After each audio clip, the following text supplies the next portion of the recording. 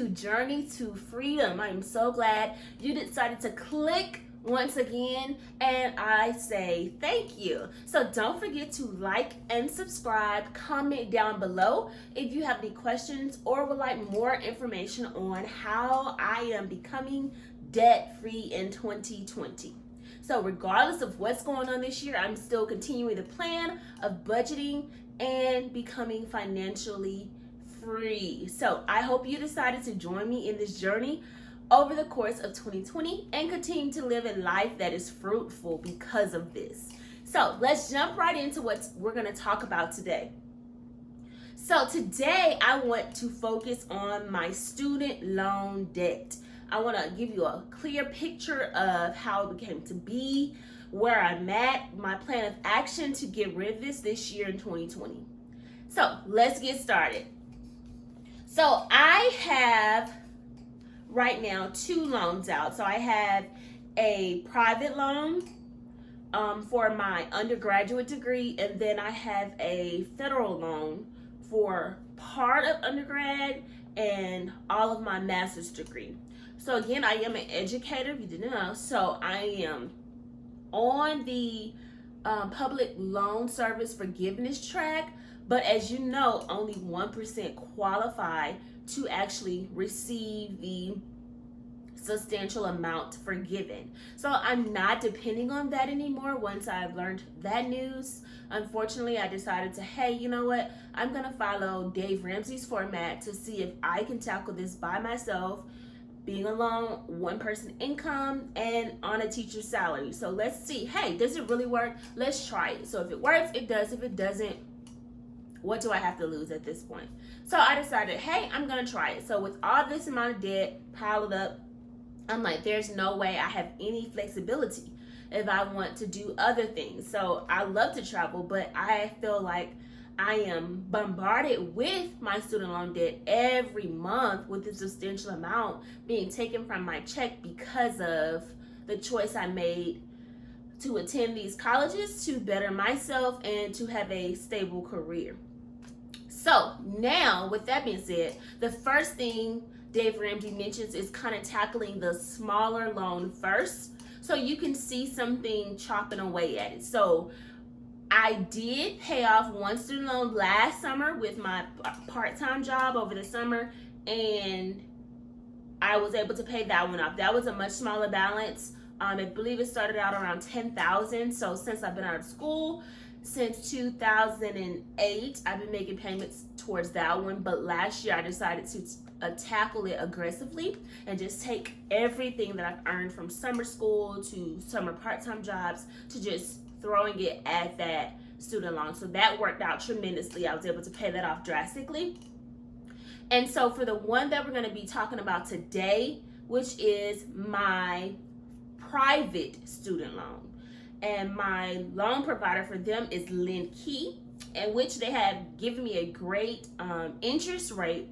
I wanted to make sure I had a great interest rate, and then they've given me the flexibility to make a larger payment, and then it cuts down on my time. So originally I had the loan with Wells Fargo, and it was for about 25 years, and it was just dragging out. So the payments were still about almost $200, but it kept dragging out because I was on an old interest rate. So I tried to refinance that loan, and therefore I'm with Lendkey now, which was a big help. Now it's down to 7 years, and I'm paying double the amount. So I'm paying about $400 a month, but I cut the time down drastically. So now what I'm doing is trying to double this payment so I can cut this 7.5 and even possibly cutting it out altogether by the end of this year. So back in January of 2021, hopefully I should be showing you a video of being debt-free with my private student loan. So I'll put up here a actual number so you can see exactly where I'm starting at today. So you'll see here I'm starting at $23,005.13 as of January. That's where I was. And I know that it's a large number when you're talking about one income and living on your own, so you don't have anyone to share the bills with. So it's just like, okay, well, how can I be creative with getting this payment down? What can I get rid of? What can I reduce? What can I cut out? All those things came to my mind. So I started thinking like, okay, cool. All right, let's create a plan, Danye'lle, so we can get this done. So my plan, my thought process was, hey, I'll work extra hours after school doing tutoring. I will do after school care, anything I can that wasn't too far away from my main job. So I didn't want it to be way across town. That way I'm tired with my main job and I can't give my main job 100%. So with me being able to work at the school after school gave me the opportunity to save on gas, not having to go anywhere else, of course, and then also gave me the extra income that I was looking for. So I applied the extra income from my part-time job after school towards my principal balance. So average on month, I probably would put about an extra anywhere from $150 to one time putting almost $450 down on my student loans. So, and my balance again, I showed you, was $23,005.13. So since January, and we're in March as we speak, I was able to pay $1,874.49. So that does include the regular payments of $394.83 for January, February, and March. So that's 3 months of those. So if you take that 3 months out of there, you will see I was able to pay $690 extra so far for the month of January and February. Now, as of March, I have not contributed my extra amount towards the payment because right now we are sitting in a crisis of, we really don't know what's to come with this COVID-19. So I have not paid anything extra towards that principal balance as of yet. But hopefully by the end of March, I'll be able to take that and then apply it to my principal as well. So again, I was able to pay $1,800 off just within these 3 months. So if you take that and you average it out, it's almost like $600 a month, which is what I said I wanted to double the payment. So it's $394. I'm adding an extra $250 or so to that to get to my end goal. So when I subtract that from my total balance and to see how much I have left to pay off, I'm left with $21,130.64. So yes, that's still a substantial amount of money to have to pay off, but I am remaining positive and just looking at it from a different angle. So my plan of action with this amount, I decided to divide it by the 10 months, which I'll do the math here for you. I'm going to split that into 10 months. So ideally, let's say I'm owing $2,113.06 a month. Over the next 10 months, I am going to pay this amount. So this does include the regular payment of the $394.83. So we subtract the regular payment from what my goal is to pay each month. That means I would need to come up with an additional $1,718.23. So, now where am I going to get this extra $1,700 from? That really had me stumped at this point because I'm like, Lord, yeah, I'm gonna need you to make a miracle happen at this point because each month I need an additional $1,700. Yeah. Okay. So I was like, let's think. So hopefully if everything goes back to normal within this next month, hopefully I will still be able to keep my summer job, and that will bring in some type of income. And then if I work summer school, if they have it this year, being that the testing has been canceled. So I'm not sure what they're going to provide for our students, being that they've been out for a while, if we're going to provide some type of educational support over the summer to kind of help them get ready for the next school year. So that's kind of like up in the wind. So that's not a guarantee as of right now. So I'm really kind of stumped at this point. So my event planning business, Take About Events, you can follow me on Instagram as well, Take About Events. It's really not popping right now like I would want it to. So I'm just trying to be creative on what else I could do. So I'm also doing t-shirt designs.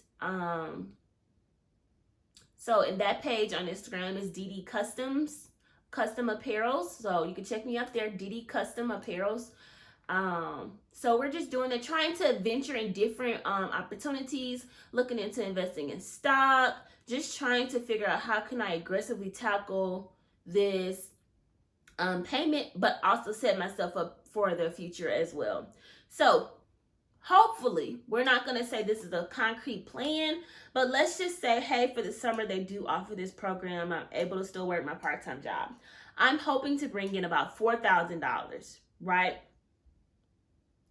And then with my extra payments a month, if I calculate that times 10, that'll put me at about another $4,000. So that's $8,000 altogether, minus the $21,130.64.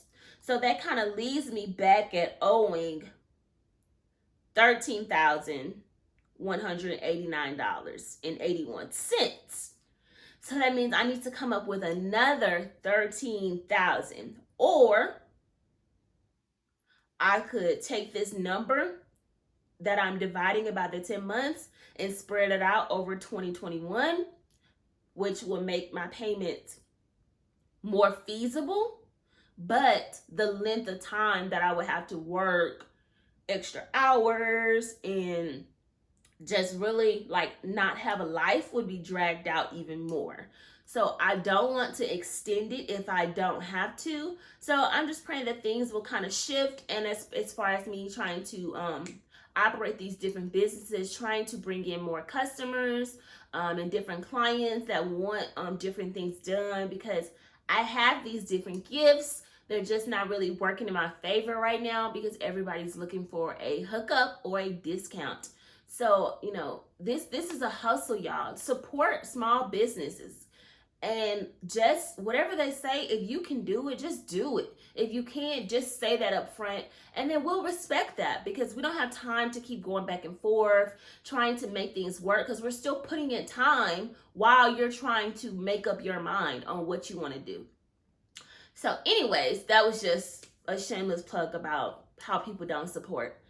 But back to my plan of action. So that means I need to come in with 13 extra thousand. So hopefully over the course, 2020 is not over. So I'm very optimistic that I will have some clients by the end of the year. So even if it's just 3 clients for events, some for just maybe centerpieces, even if it's just for the balloon garlands, I could easily rack up $8,000 from here until December. So that is very positive. So I'm just hoping that that will help. And then that leaves me only another, $5,000 or $6,000 to kind of like play with to tackle my student loans aggressively.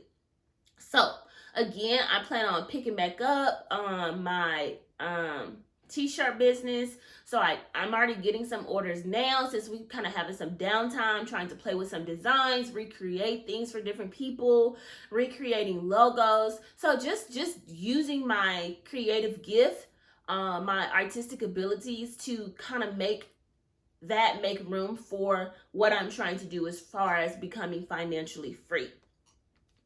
So with that being said, if you have student loans like I do, a large amount, if you are a single person living with one income and just trying to be a boss, congratulations to you. I commend you. Just keep your head up, stay strong, create a plan of action, and you'll get through this. So if you're doing this with me, comment down below so I can support you as you support me by watching this video as well. Thanks again. Don't forget to like and subscribe, and journey to freedom. We'll see you soon.